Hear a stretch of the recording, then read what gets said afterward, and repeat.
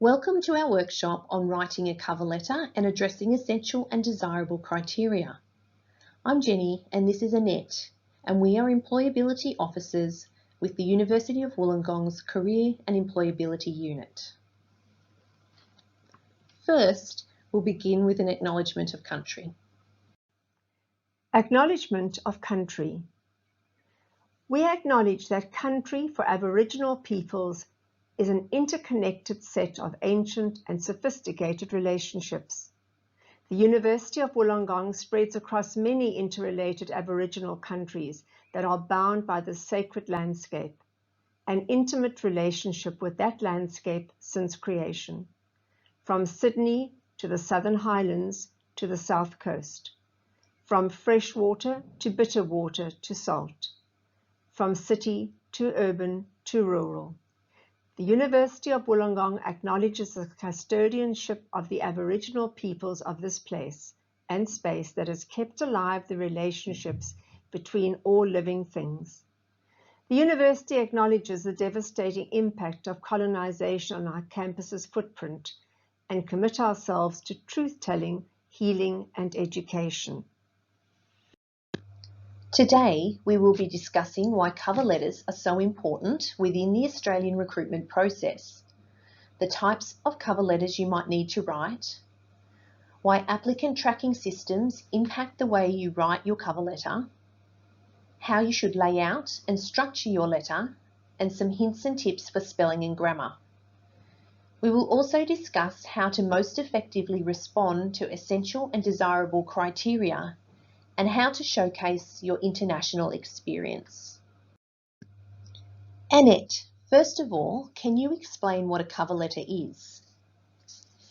A cover letter is the first point of contact you will have with your potential employer. It serves as an introduction to you and all the elements that you bring to the application process. So why are cover letters so important?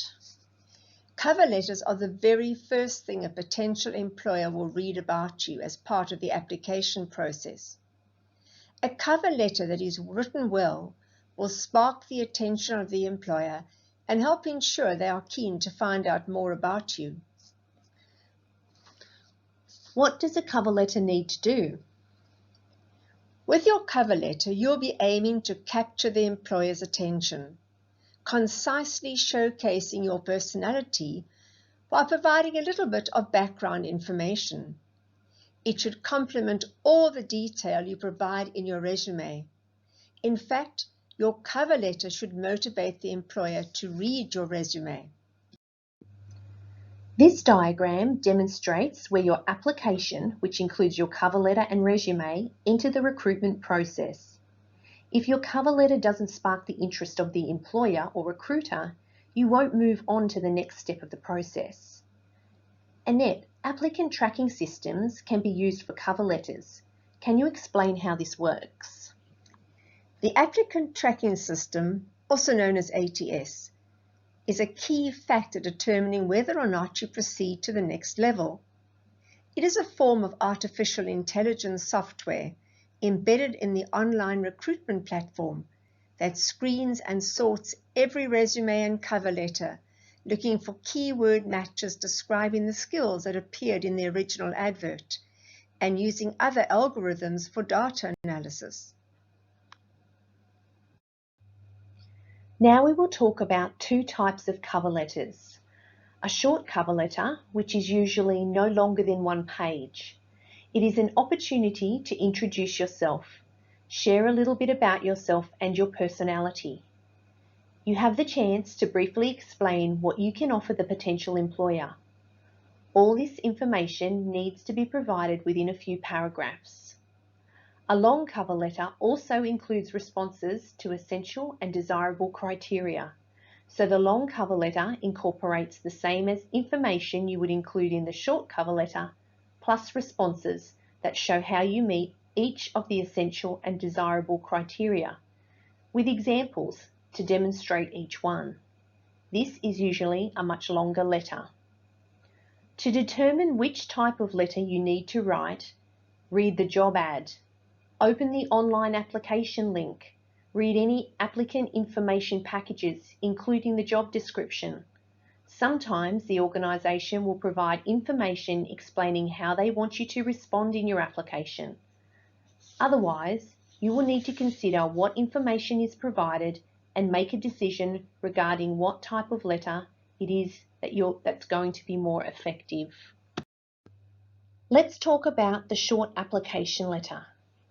This should be written in a business letter format. It should not be longer than a page. Align all your text to the left. Include your personal details, the date in long format, the details of the recruiting manager, company and address. If at all possible, try and address the letter to a person and include a reference line with the position title as well as the position number.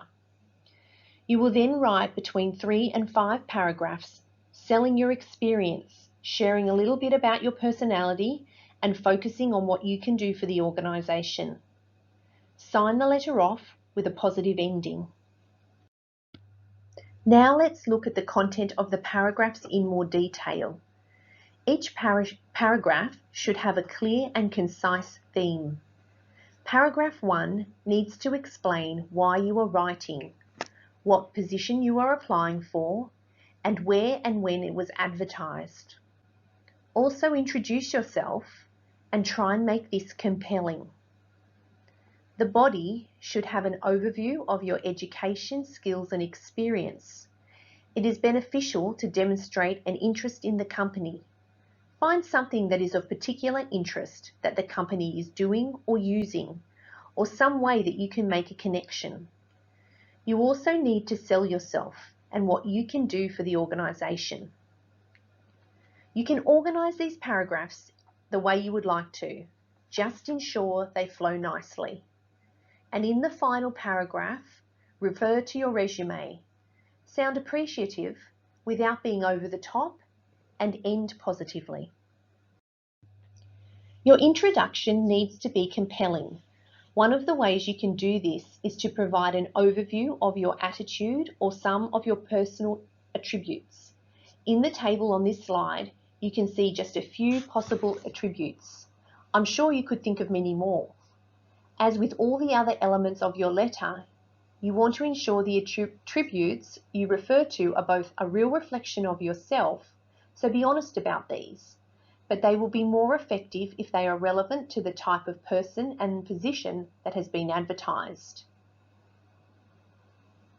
In your introduction, you can also make mention of your academic track record, assuming it is something you feel is worth promoting.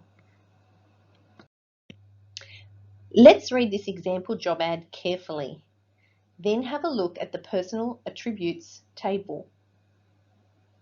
Pause the video now and write the 3 personal attributes you think would best fit this job role. How did you go? Did you choose organised, analytical, and collaborative?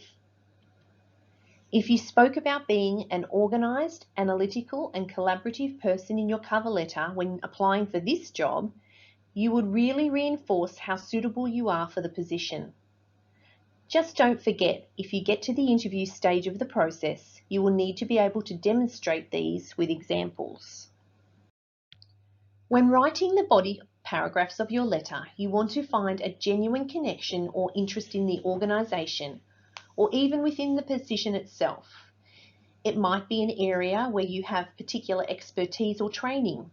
It might be a personal interest in the company's social cause. You might have language skills or experience living or working in the location of the company's satellite office or head office, for example. Research the company, their web page and LinkedIn page, and look for a way to make the connection. The paragraphs in your body section do not have to be in a set order.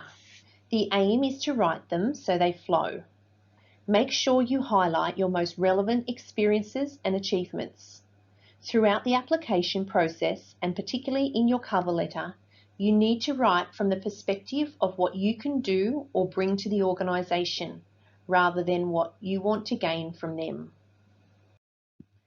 In your conclusion, you want to point the employer to your resume and end on a positive note. Look for ways to sound confident and open to being contacted for the next step in the recruitment process, but not like you are demanding it. And here are a few suggestions for how you can do that. I look forward to hearing from you. I look forward to an opportunity to discuss my skills and experience with you further, or I would be delighted to have the opportunity to meet with you regarding my eligibility for the role. Let's think about some hints and tips for grammar and spelling.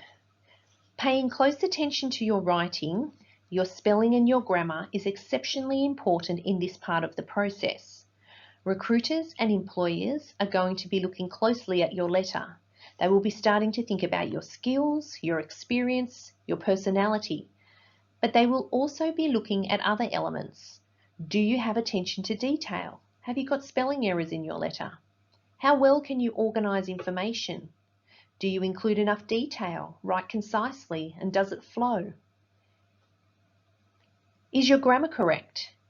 Even though some people might have great experience, they never make it through to the next step of the process because an employer doesn't think they have taken enough time and care with the application, and they feel this might be a reflection of the applicant and their work. So focus on grammar.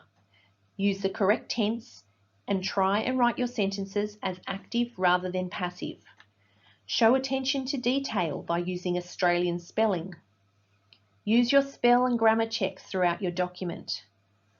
Ask a trusted friend to check your letters for errors. Utilise the letter review service available through the University of Wollongong Careers and Employability Service. And finally, if you're applying via email, your cover letter in business letter format should be placed as the body of your email and include your resume as an attachment. So let's move on to look at criteria. The criteria is the list of essential and desirable items listed in the job ad, package, or position description. They can include qualifications, work experience, and particular skills or work situations that are important to the job. The criteria provide the employer with a way to carefully assess the candidates against both the requirements of the job and to rank the candidates against one another. As a guide, if you can respond to all the essential criteria, then it is worth submitting an application. The desirable criteria are an added benefit to the employer. You don't necessarily have to have all the desirables. However, the more you have, the greater the chance that you will make it through to the next round of the process. Here you can see an example of selection criteria for a finance position. So, for example, if an employer receives 70 applications for a position, 30 of those applications might appropriately respond to the essential criteria. Of those 30, maybe only 10 have addressed both the essential and desirable criteria. The employer will then look at those criteria in much more detail to determine which of those candidates have provided the best and most thorough responses, and will select 4 to 6 candidates for an interview.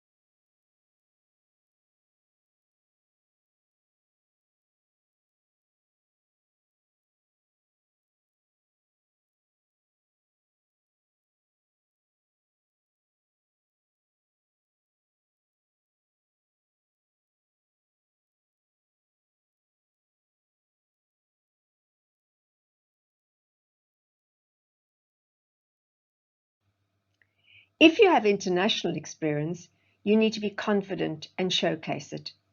Your international experience is just as useful as local experience, both technically and in regard to the transferable skills you have gained along the way in all types of work and industries. Highlight your intercultural experience and your ability to adapt to new situations, settings, and your experience of working with a wide variety of people. Your language skills can also be an advantage in the Australian workplace. Australia has a multicultural population, so there are opportunities to use your language skills in Australia, but also with the globalization of the workplace, there are more and more opportunities to work with colleagues and customers across the world. So your language skills can be a great asset. The importance of an error-free letter and selection criteria can't be emphasized enough. If you know that spelling and grammar is your weakness, make sure that you do everything you can to address the issue.